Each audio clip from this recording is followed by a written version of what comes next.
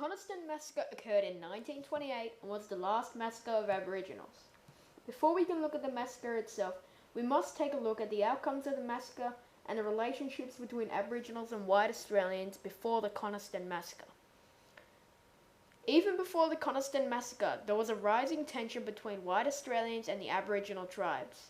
One of the leading factors to this was the hatred displayed towards white Australians by Aboriginal and Torres Strait Islanders of Australia due to the Stolen Generation, which happened 6 years beforehand. There were also small skirmishes which prolonged the hatred between white Australians and Aboriginals.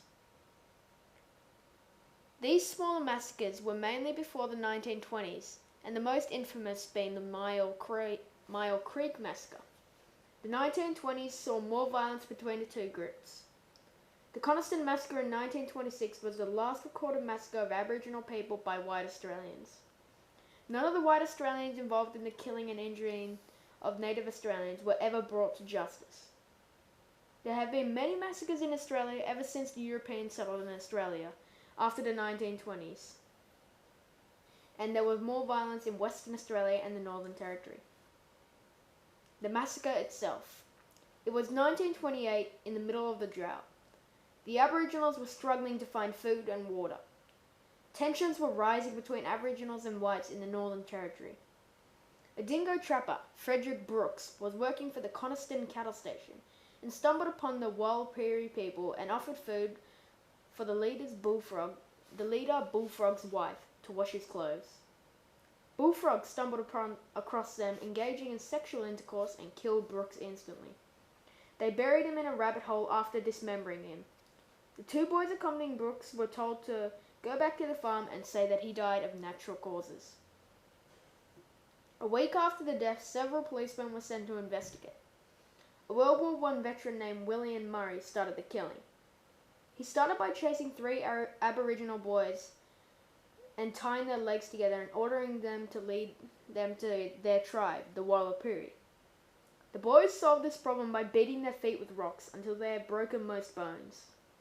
Murray still made them walk for the next day, and every Aboriginal Murray saw, he killed or captured. Murray then found tracks and came across the Warlpiri tribe. He ordered them to drop their weapons, but they did not understand English. The women and the children ran while the men stayed to defend. The official report says that up to 40 Aboriginals died, and every one of them was a murderer of Brooks. The Aboriginals claim that over 170 people of 3 tribes had been killed during that period. There is no solid evidence, as none of this was really recorded and was very biased due to the fact that the only recordings were by white Australians. After the massacre. After the massacre, Murray was quietly fired from the police department and left Conniston, and died of old age, but never being charged. The Conniston Massacre was the last white-black people massacre, ending a chapter of racial differences in Australia. But also, so much negativity came out of the Australian milestone, some good was created as well.